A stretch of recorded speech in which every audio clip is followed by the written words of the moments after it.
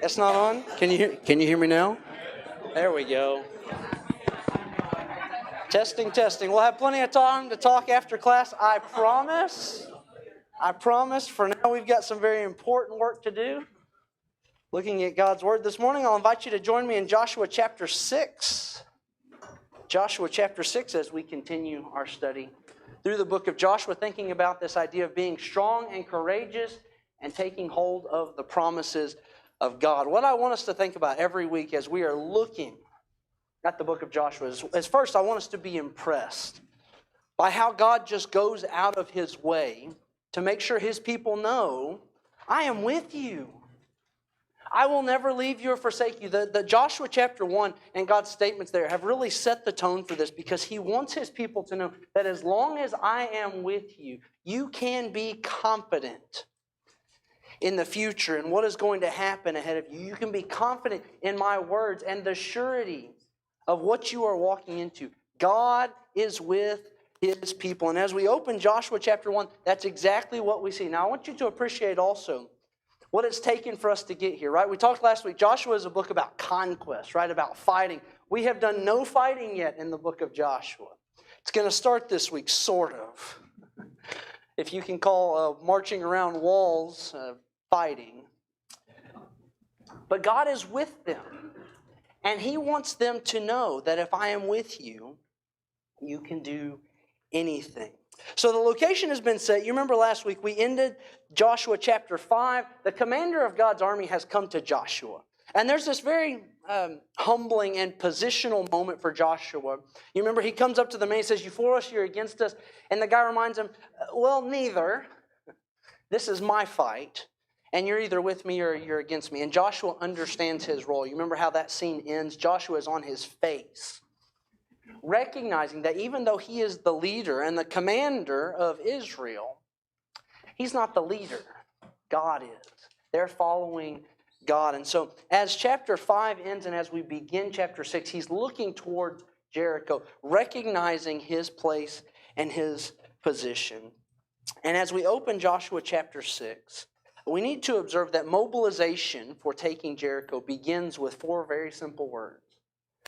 The Lord said to Joshua.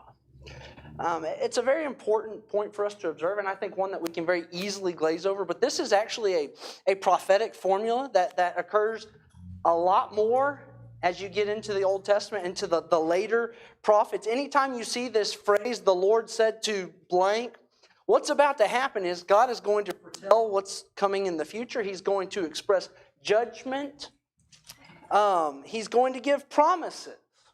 God is going to tell them something that is going to happen, and it is sure, and we cannot overlook that. It's happened a lot already in the book of Joshua, but I want us to appreciate this is what is moving the people forward. And this formula defines urgency and it defines authority, because what God is going to tell Joshua is what Joshua is going to tell the people, and it's what's going to happen.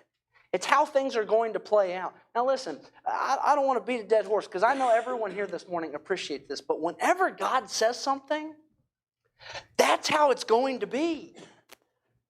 Right? And that's what we see from the conquest. In fact, at the very end of the book of Joshua, it says, not one of the good promises, not one of the words that God said to the people failed. That's what we're intended to see. When God speaks, that's what happens.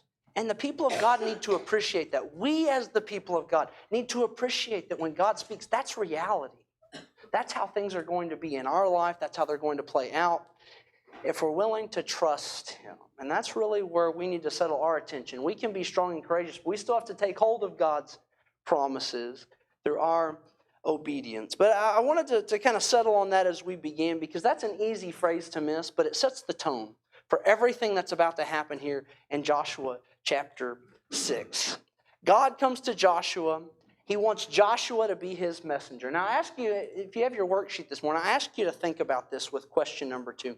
You know, God could have communicated to Israel however He wanted to, right? He could have spoken to them from heaven. He'd done that before. Of course, that was a pretty terrifying event, if you remember Exodus chapter 19. But what God chose to do, He chose to tell Joshua what His plan was and have Joshua communicate that to the people. Why do you think God might have done that? Why do you think that was God's mode of operation? Not everybody at once, please. Yeah, go ahead, Dennis.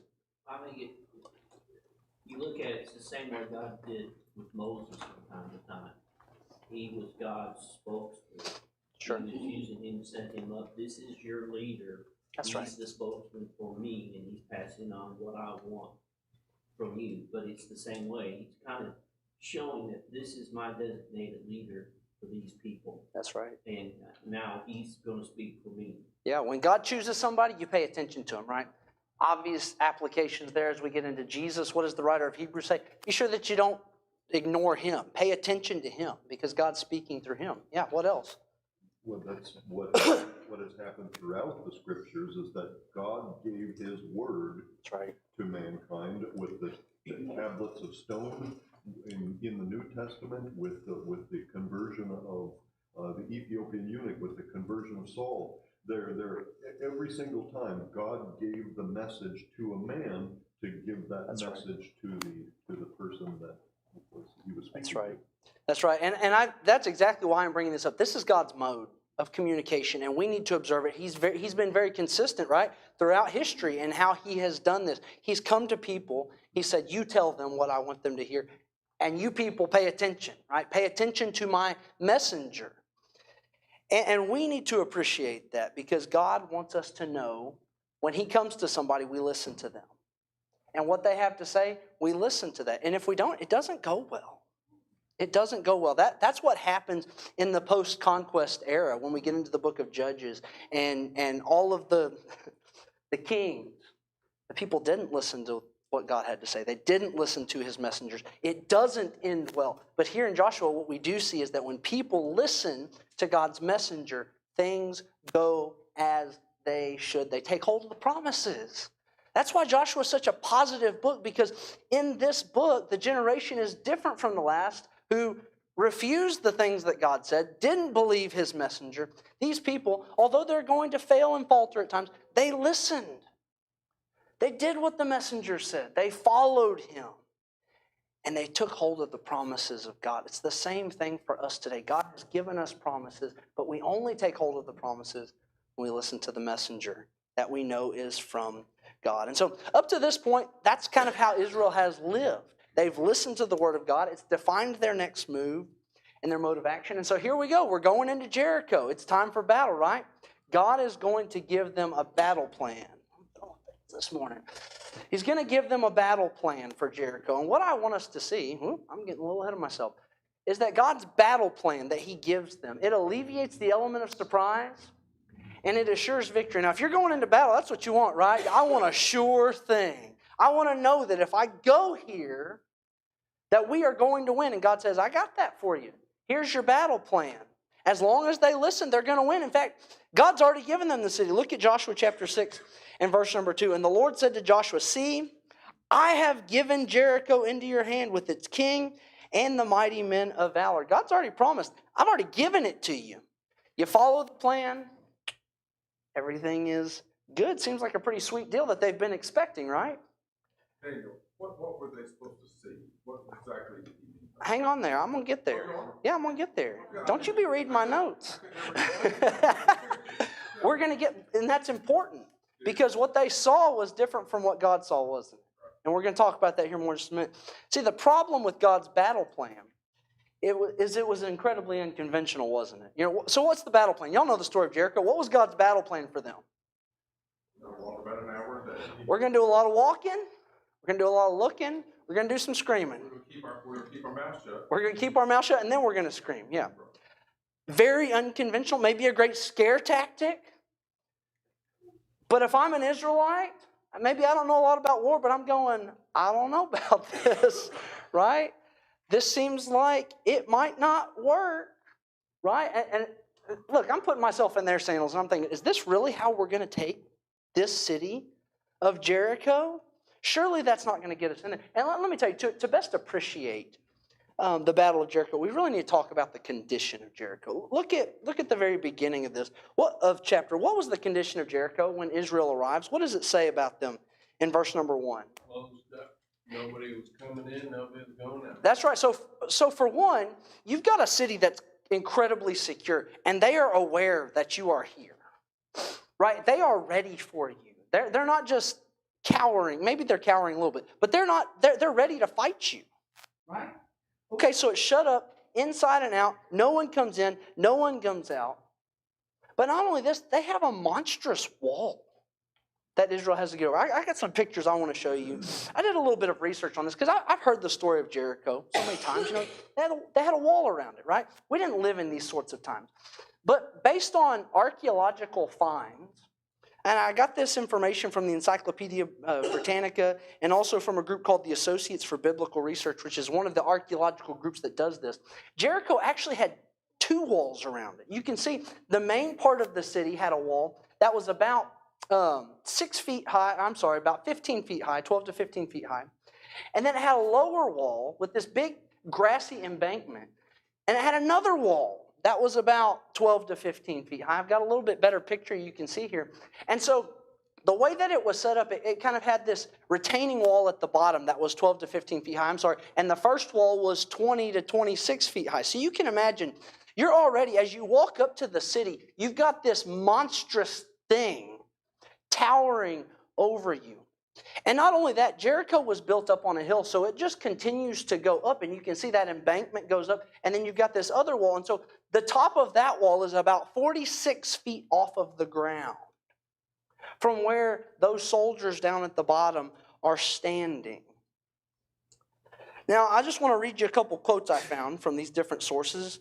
The Encyclopedia Britannica said, the walls of Jericho represent the earliest technology uncovered by archaeologists that can be ascribed to purely military purposes. So in other words, there weren't a lot of other places that had walls like this during this point in history. And so one, if you're going to go fight a city that has one of these walls, you probably have never done this before, even if you are skilled in the art of war.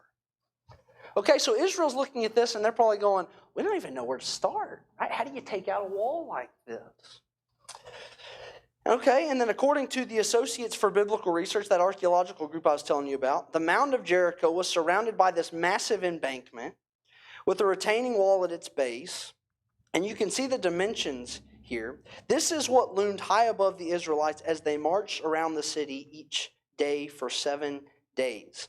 Humanly speaking, it was impossible for the Israelites to penetrate the impregnable bastion of Jericho. I want you to think about what it would take to get into Jericho. If you're looking at this, what would it require? What would it require to take out this wall? You go in the front door. You got to have a key. You'd have to go through the door. There's no way. Yeah, there's no other way. Right? You could build siege works. You could cast up mounds. Right? But if you're legitimately going to fight against them and you can't walk in the front door, we're talking months, maybe years of siege works, of battle. You're talking about lots of people dying. Lots of people dying in all of this. And again, at this point in history, you're looking at something that is novel. And you've got a nomadic group of Israelites who are 40 years removed from being slaves, hadn't fought a lot of battles, and they're looking at this going, I don't know. I don't know. So you take all this together. The battle plan God gave them is very strange, isn't it? It's strange. I mean, it's safe, right? The people don't have to go touch the wall. They can look at it from a distance, but it seems useless, right? How is marching around this thing really going to get us into Jericho? Human logic says you can't take a city without engagement, right? And I want you to think about the minds of the people. As they've crossed and they're going in, they're thinking, we're here to fight. They're ready to fight. But God takes the human element out of all of this. Do you see that? There's no human element in here. They're not going to fight. They're not going to engage. He says to them there in chapter 6 and verse. You like that transition, by the way? The walls falling down. I did that. That was on purpose. I wanted to make sure everybody caught that. God says, see, I have given Jericho into your hand. That's not what they saw. That's not what they saw. But that's what God wanted them to see. And so the challenge for Israel the circumstance really challenged them to ask, do I believe in God's truth or do I believe in what I see right in front of me? You see that? God is asking them to believe something greater than just what they can see. Yes, ma'am. And we know that Joshua believed because he was one of those spies that That's right. saw, went into the land, and he was only one of two who believed that they could take the land. That's right. So his faith had a part in this right here too, Yeah. because God chose him as the leader because, I believe, because of his faith. Sure. And because he was the leader that would have the faith. I think Joshua believed that this truly was going to happen. Yeah, that's right. Yeah, he doesn't flinch. He doesn't even flinch when God says it, right? He just says, hey, here's marching orders, let's go. And the people follow him. You're bringing up a great point. There's a lot of trust involved here. That's what this story is really about, isn't it? It's about trust. Am I buying that God is going to do what he says or not? Because if you don't march around the walls. Just go back to Egypt. That's what the other generation wanted to do. Yeah, I think the evidence of that is, they had just experienced a big miracle where Great point. allowed them to cross the Jordan River. And they, maybe they had heard the stories of the Red Sea, and they'd heard the stories of God's provision through the 40 years, even though some of them were probably too young at the time, but they all experienced that.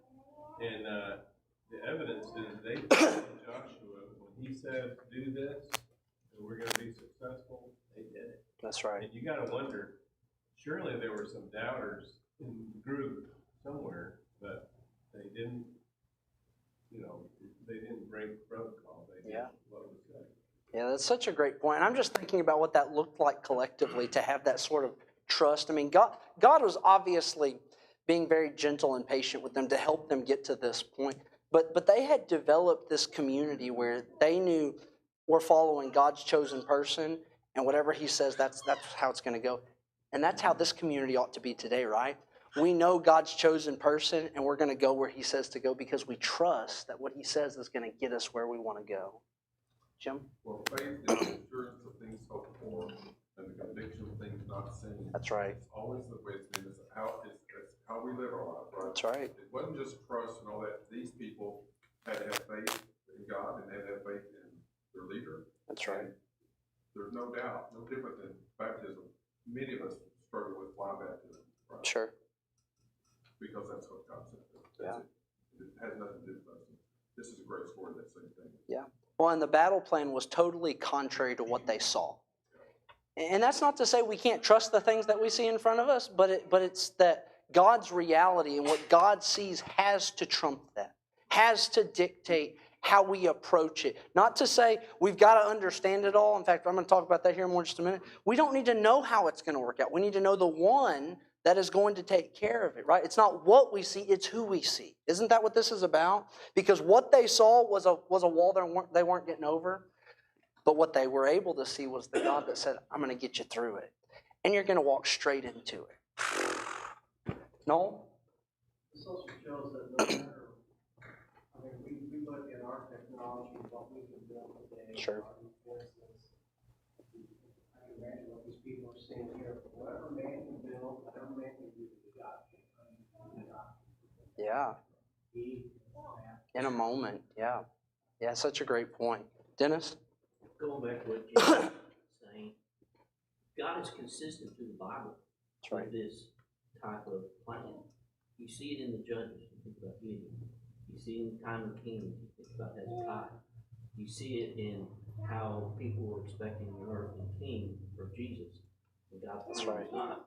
And it all came down to, this is my plan. And that's where faith comes from. That's right. It helps us develop our faith by looking at the past and how God has dealt with people from the very beginning and how his plans are always different than what we can see. And so I know a preacher one time asked me, he said, if you went around the room right now, how many different plans of salvation would come up if we had our own choice how to be saved? Sure. And it wouldn't be consistent with God's plan. That's When right. you think about it. And so God always says, trust me in what I'm doing. Yeah. Yeah, and we've talked about this the past couple weeks too. God's mode in showing his glory is often bringing us and his people to situations that they simply can't do anything, to make sure that they recognize they haven't done anything here, and so that the world can see. I mean, if all Israel does is walk around the city and shout, right, everybody's going to know. Israel didn't take that city. They got something else going on there. It's God, right? They are declaring a greater glory than their ability to fight. God said, I don't need you to fight. I'm going to show my glory by putting you in a situation you can't do anything about. And I'm pretty sure he does the same thing for us today. And we really need to grow and appreciate that. We don't like being in situations that we don't feel like we're in control. We don't like being in situations where we can't figure out how it's going to end or that we can't manipulate in some way. But sometimes God brings us to the weakest moments because God's power is made perfect in weakness, not in strength. Jim? If God had used a sensible way to take the city, it would be too easy to attribute it to themselves. Yeah, that's true. Clear with it being very nonsense to them. Nonsense, yeah. It's the Lord. The battle belongs to the Lord. And you can look at almost every Old Testament story that doesn't seem to make any sense, like Naaman. I mean, it Sure. doesn't make any sense at all the way down to the New Testament and baptism. That makes no sense to people because the power is in God, the battle belongs to the Lord. That's right. We're intended to see that as God's people today. The battle is going to belong to the Lord. Whatever we are going through in our life, if we will take our direction from him, that's how we win our battles. We don't win because of our strength, because of our ability, because we thought of a better way to handle something. It happens when we align with God. That's when we find peace. That's when we find a way forward. That's how we win our battles. God wins them for us with his direction. And so regardless of how fortified Jericho was, whatever they were looking at, victory would be realized. God says, I have given you the city. See it. See it. Don't see the walls. See the victory that I am going to give you. This is going to be the future. And by the end of the chapter, that's what they see. Couldn't see it in the first moment. They could see it eventually. And besides that, there were no surprises. There was no loss of life. It was an even greater victory than they could have ever imagined. I mean, if they could have drawn that up on paper, no one would have imagined that Israel defeats Jericho in this way. And going back to Ruth's point, Joshua believed that. Joshua was all in on that. We've got to be the same way. We've got to be all in on God's path to victory. Now, the key to their victory was once again emphasized by their battle formation. I want to show you kind of what the scripture teaches us here. They marched forward. You've got this group, this men of war that are all up at the front, that are passing before the ark. It says that they were armed. And then behind them, they were followed by 7 priests with 7 trumpets who go before the Ark of the Covenant, who are constantly blowing these trumpets to announce the Ark of the Covenant, followed by this rear guard. And this was a pretty typical battle formation as armies would go into battle, with the commander at the most protected position here in the very center. But notice Joshua is not there, is he? Joshua is not there. In fact, I don't know where Joshua is in all this. The Bible doesn't tell us, because when they go to battle, it doesn't matter where Joshua is. What matters is that God's at the middle, at the very center. And much like the crossing of the Jordan River, Freudian slip there. Much like the crossing of the Jordan, the presence of the ark is emphasized here in Joshua chapter 6 10 times. We are told where the ark is, what the ark is doing, and most of the time the ark is among the people of God. His presence is with them. He's in the middle. His presence is what makes the difference in this battle. And just kind of an aside note, as I was thinking about this and looking at this, this is a military march, but it presents itself more like a victory march. You think about when armies would come home from battle after having won, they would march, the troops would come in, the trumpets would blow and announce the victor, and then the victor would come in. Isn't that what's happening? They're marching around this city, blowing these trumpets, followed by the victor. I think in a way God is foreshadowing, this is already a sure thing. I've already given you this city. It's just a victory march. We're making laps to show everyone who's top dog here. And not only that, but the people are markedly moved to the background. We've already mentioned. He told them, while you're marching for 6 days, what are they supposed to do? Keep your mouth shut. Be quiet. You know, that reminds me of the scene in Exodus when they're at the edge of the Red Sea. You remember the people are freaking out. You brought us here to die. And what does Moses say? You have only to be silent. The Lord will fight for you. See the salvation of the Lord, which He will work for you today. It's almost the same thing. He's telling you, be quiet. Just pay attention to what God is doing for you. If Israel only marches and shouts, there's no doubt that it is God. And God still functions in this way today, right? His normal pattern is to work through the efforts of His people, but since we kind of have the tendency to obscure God and obscure His splendor, to steal His praise, sometimes He sets our contributions to the side so that we and the world can realize it's not by my power that I overcame. It's not by my power that I got where I am, but by the grace of God I am what I am. And I think about Paul's argument there as he kind of taps into this in 2 Corinthians chapter 4, talking about how we're just these jars of clay that handle the glory of God, and His glory shines through us. I mean, think about what these people did. Really, what part did they play? I mean, they obeyed. I'm not trying to minimize that at all, but really, what part did they play? Their activity did not create any sort of victory. They organized like they were told. They marched like they were told. And Yahweh gave them the victory. I think we need to appreciate that God never organizes His people to exalt their abilities, to exalt what they can do. It's always to communicate His glory. And we need to appreciate that as the church today. God doesn't organize us so that everybody can say, wow, you're so great at what you do. It's never about what we can do. It's always about exalting God and His glory. Isn't that what Ephesians chapter 3 says? He organizes the church in such a way. In fact, He brings people together in such a way that even the hosts of heaven look at it and go, what? How in the world does this work? The only way that we work as a church is not if I exercise my strengths and my abilities to the max, but by submitting to one another out of love, being kind, being patient, looking out for the best interests of others, things that are completely contrary to how the world is run, to how businesses are run. You know, it's really sad that there are a lot of churches in mainstream Christianity that are moving towards business models because they're missing out on the organization of God that magnifies the glory of God. That's why we take His pattern so seriously, because when we organize ourselves in His way, it may look inefficient. It may appear like, well, that's not going to work. We can do so much more if we did this. But it's not about our glory. It's not about our accomplishments. It's about God's glory through His people being organized in His way. Y'all with me on that? That makes sense, doesn't it? That's what we see here. You organize my way, I get the glory, you get the victory, everybody wins. That's what we're looking for here. Everybody wins. And it is an awesome day when Israel won at Jericho. We should not be concerned with if the tactics make sense. We should be concerned with trusting the one who gives them. And I want to share with y'all this quote that I found. I thought this was powerful. Sometimes we need to see that Yahweh is not so much partisan as sovereign, that it is more important to recognize God's position than to know God's plan. I don't need to know what God's going to do. I need to know that He can do it. And that if I'm with Him, I win.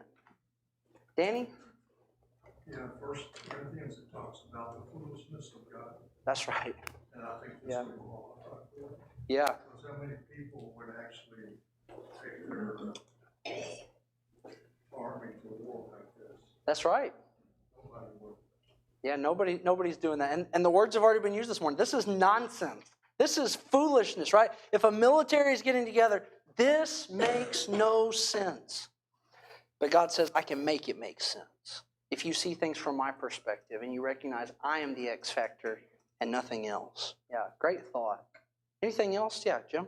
I think your point, it's not our ingenuity that somehow we help God be more productive in this world. It is us by faith in the good works of God. Yeah. And many churches, it's all about their ingenuity. I mean, they're trying to find some new way to influence. Sure. I'm not sure about that quote about God's plans. We know God's plans because God's plans are here. What God does every day, I have no idea about. That's He right. hasn't revealed that, but and maybe that's what he's saying is we recognize God's position and his ability to do anything he wants to. We know as much of his plans as he's revealed, and I have a lot of faith in these that he does all these things. That's right. And I definitely know this just from this story is me contrary to myself is impossible without God. That's right. You know, to do the will of God in a consistent way is impossible without his help. And he says, y'all. Yeah. You know, as I studied for this lesson, I really wrestled with how to communicate this because I don't ever want to say what we do doesn't matter because that's just not true, right? But we have to appreciate that God doesn't need us to win battles. He uses us to win battles, to show his glory. And our submission and our obedience is a recognition of his sovereignty, is a recognition of his power. It's not my own strength that I'm doing. It's his direction. It's his understanding that he has given to us. And we've got to make sure we've got that in the right place because if we're trying to make this work, make things work in our lives, we will never make things work in our lives. It's not about pushing all the right buttons and God saying, here's the cheat code. The cheat code is God and knowing him and letting him be the one that directs our lives. John? As I was reading this quote and thinking about how to apply it in this case, the people didn't know what God was going to do. Other than, great point. I have given you the city. That's all they needed to know. Man, such a great point. And they didn't know the walls were coming down. They didn't know all the details. And they didn't need to know all the details. Yeah. They just needed to believe what God said was going to happen and follow the instructions that he gave. Do what you know you need to do. You know, that's such an interesting, and in fact, I noticed that too. He doesn't give them all of the instructions all at once. He gives them a little bit, right? And as you move through this chapter, he as they're marching, he's giving them more information about what they're going to do and how they're going to do it. And I think, again, that's God's mode. He understands our limitations. Maybe we don't need all of that information all at once. That's overwhelming, right? It can be. Sometimes he just gives us the next small step, and some of that is faith building too, right? He wants to see we're going to walk with him or not. We see that a lot in the scriptures. He'll give people opportunities. And when they choose to walk with him, that grows, right? Isn't that what happened with Abraham? We see his faith grow and develop as God gives him some promises in chapter 12, and then some more promises in chapter 15, some more promises in chapter 17, and finally in Genesis chapter 22. He gets this ultimate promise of the Messiah, but it didn't happen all at once. He grew in his faith. God gave him what he could handle. And that's how God works with us. And so what becomes really important for us is, what do I know? What do I know God wants me to do? What's the next step? That and the idea of submission. You know, Jim said it very well. We can't overcome ourselves without God. And we can't overcome ourselves without submitting to what God has already given us. And you know, the arguments that you hear all the time from people talking about it is, well, that doesn't make sense. Maybe that's when we need to stop. In human logic, if that's what you're going to use to define what makes sense, you're never going to be fulfilled in the kingdom. Yeah, great thoughts. Tim? Yeah, I think of when Alan Turner passed away a few years ago, wrote a lot about this. I think a lot of people spend a lot of time trying to understand how God is orchestrating things today and where providence is happening. And it's really, it's futility. I mean, we give God the glory when it appears he's active. But we just know, we have faith, and we have seen lots of demonstration all throughout Scripture where God is actively doing what God is going to do and rolling out his plans. And only deity can handle the information and manage all of that, orchestrate what is orchestrated. And that's why we have, Alan Turner differentiated these ideas, even though God's will is used in a lot of different ways. He differentiates it. He says it's active will and it's preceptive. The word, what we can understand, what's been revealed to us, is this preceptive will. And it's another way of putting what you guys are saying Yeah. is, this is what we can see. Yeah. We can follow that. And we don't have to wonder, well, is God going to open this door or not? He will or he won't. If his will is going to open that door's going to open. And nobody can do anything to stop it. We can't understand the why, or if he will, or if he doesn't, but we can't understand what that next move is because it's been revealed to us. Yeah, you're tapping into the idea. I mean, sovereignty too. I mean, we haven't really talked much about that, but doesn't this reveal there's nothing that stops God? We talked about that a lot in the Exodus class, but if God decides something is going to happen, there's nothing that can stop that, and we have to appreciate that about God. We have to appreciate He wins. Things go as He says because He is God. Okay, we need to wrap up and finish here. So let's talk about just the end of this chapter. Joshua commands the people what God tells them to. What did he command the people to do, not to do as they took Jericho? Let's talk about the rules of engagement. What did he tell them to do and not to do as they went into Jericho? Kill every single person, baby, child, mother, child, every single person. Okay, so the first thing he tells them to do, devote the city to destruction. And you've already kind of tapped into this. That involved, you look at verse 21, you're killing everyone. Men and women, it says that very specifically. You're cutting them down with the sword. You're even taking out the oxen, the sheep, the donkeys, everything that they own with the sword. What else did this involve? Besides just killing the people. Burn it to the ground. Burn it to the ground. That's right. Look at verse number 24. They burned everything in the city with fire, devoted it to destruction. Now, I don't think I gave you this verse reference, but much of this was already actually commanded in Deuteronomy chapter 7. In fact, I'll flip over there. I wanted to read some of this to you. Deuteronomy chapter 7, Moses told them as they're going into the land, this is how you gotta handle things. You're a people chosen to the Lord. And when the Lord your God gives you this land and you defeat the peoples, then you must devote them to complete destruction. You shall make no covenant with them. You shall show no mercy to them. And you go on to say, you shall deal with them in this way. Break down their altars, dash in pieces their pillars, chop down their Asherim, burn their carved images with fire. Now, from a human perspective, I mean, this is part of warfare. This seems pretty intense, doesn't it? Pretty harsh. I mean, anytime somebody says, we took out women and children, that's going to irk people, right? And while it's not our business to question God's motives, He does give us a little bit of insight into why they are doing this. And what is God's rationale for complete destruction here in Jericho? What's some of His reasoning for this? Very evil. Okay, some of this is an act of judgment, right? It's an act of judgment. If you recall back in Genesis chapter 15, God makes a very clear promise to Abraham that the iniquity of the Amorites is coming, and when they come, I'm going to punish them. And for God to be just and right and true, He has to come through on that promise. There has to be justice. And that's a really hard pill to swallow, but if God doesn't offer justice, He can't offer grace. That's plain and simple how it goes. So some of this was an act of judgment.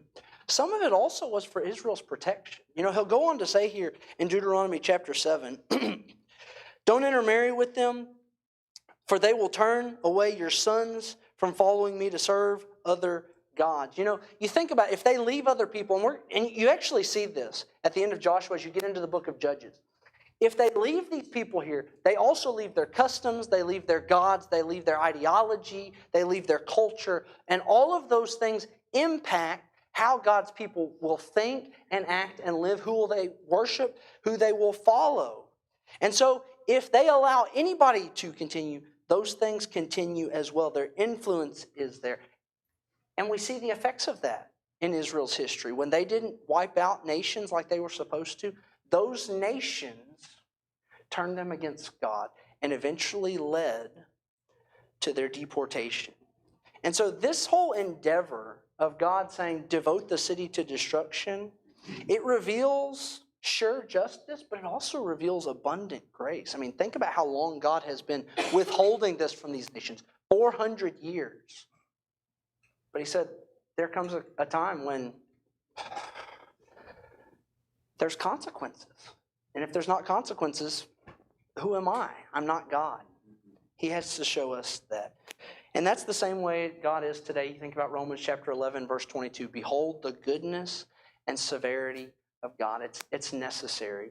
Two other quick things I just want you to notice. He told them as they go in to save Rahab and her family. We talked about her a few weeks ago, but I just want to mention, once again, here's this obscure Canaanite woman who makes an appearance. She's the only named person from the city of Jericho, right? You think about all the great people that might have been in there. She's the only named one, a prostitute, an obscure Canaanite woman. And yet she's the one that lives. She lives. In fact, it says very explicitly there in Joshua chapter 6 and verse number 25, she has lived in Israel to this day because she hid the messengers with whom Joshua sent to spy out the city of Jericho. There is more text given to Rahab when it comes to the fall of Jericho than the actual battle of Jericho, because God wants us to see, I won this battle. It's irrelevant how that happened. What matters is look at this woman who had faith that this was going to happen, and I saved her. She's a paradigm for faith today. That's why she shows up in Hebrews chapter 11. That's why she's mentioned twice here in the book of Joshua. Her faith matters. And not only that, if you know the story, she becomes the grandmother of King David in the lineage of Christ. She becomes a person that continues the promises of God. Isn't that cool? Isn't that cool how God does that? Finally, he told them that they were supposed to keep the silver, gold, and other vessels for the Lord's treasury. We don't have time to really explore all this, but I want you just to notice, Yahweh said, those belong to me, don't take them. That's pretty simple, isn't it? Those belong to me, don't take it. He doesn't tell us why. It doesn't matter why. Perhaps it was a test of their faith, and in fact, if you know what's coming, you know it was a test of their faith because he wanted to know, are you going to listen to me? Because they'd go to other places and he'd say, yeah, take all the stuff. But at this place, he said, that stuff belongs to me, don't take it. Because if you do, there's consequences. And unfortunately, someone did not listen. And that had significant consequences, not just for him, but for the nation. We're going to talk about that more last week. Just real quick, the chapter ends with an oath by Joshua against Jericho. He basically says, anybody that rebuilds the city, that's not going to end well for you. You are cursed. You're going to lose your kids if you try to rebuild this city. I think this reiterates the point about Yahweh's condemnation against the wicked. They have no future, right? And Joshua is aligning with that. This city is destroyed and they have no future. God will never allow them to have a future. That's how God treats the wicked. That's how God will ultimately treat the wicked. We need to see it starting right here. But this also positioned Joshua as someone who represented Yahweh. And you notice how the chapter ends. So the Lord was with Joshua, and his fame was in all the land. You know, you think about just as God promised to make Abraham's name great, what's he doing to Joshua? His name is great. People know him because he listens to God. That's the kind of people that we ought to be. That's what faith looks like. All right, next week we're going to jump into Joshua 7 and 8. We're going to cover 2 chapters next week. Jake will be teaching our class. So y'all give him a really hard time. Make sure you ask him all the hard questions.